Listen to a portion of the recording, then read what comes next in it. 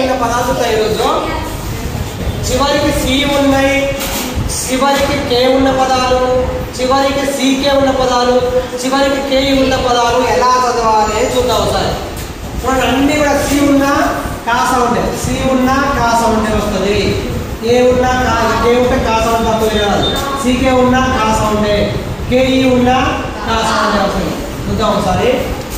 Picnic, picnic, public, music, garlic, traffic, comic, basic, magic, cubic, logic, park, park, bark, folk, hook, big, shark, pink, book, milk, week, rock, duck, sock, tick, truck, clock, black, back, neck, lock.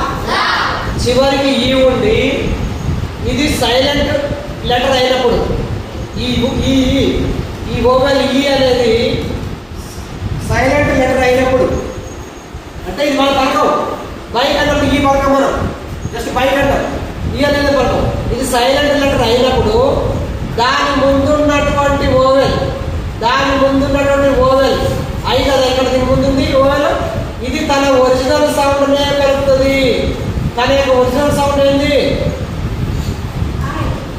I. చివరికి ఈ oval ఈ ఉంది, ఈ పలకం మనం. అలా పలకనప్పుడు దాని ముందున్నటువంటి oval, దాని ముందున్నటువంటి ఓవెల్ ఏ అక్షరం అయితే ఉండదో అది తన ఒరిజినల్ నేమ్ పలుకుతుంది. ఇది ఐ ఉంటే ఐ అనే అంటాం, ఏ ఉంటే ఏ అని అంటాం, బిఐకేఈ బే ఏ అంటాం, ఐ ఉంటే ఐ అంటాం, ఈ ఉందనుకో బిఈకేఈ ఉందనుకో బిఈ అని అనాలి. ఒరిజినల్ సౌండ్ అది, తన ఒరిజినల్ సౌండే పలుకోవాలండి. ఇక్కడ ఈ ఉంది, ఇక దాని ముందు ఐ ఉంది, ఇది సైలెంట్ ఈ కాబట్టి దీని ఏమన్నా పడతారు బై ఐ ఐ అని రాట్లే, బైక్. అర్థమైందా? ఇది రూట్ గుర్తుపెట్టుకోవాలి. బైక్. ఇది కూడా చూడండి, ఇక్కడ ఏముంది? స్నేక్ అంటుంది, స్నేక్ ఏ ఏది ఏదో పక్క తేడా, తన ఒరిజినల్ సౌండ్ పడుతున్నాం, ఏది ఏదో పడుతున్నాం ఇక్కడ. స్నేక్, మేక్, ఫేక్, ఇది ఏ పదం? ఇది ఓ. దీన్ని ఏమంటాం మనం?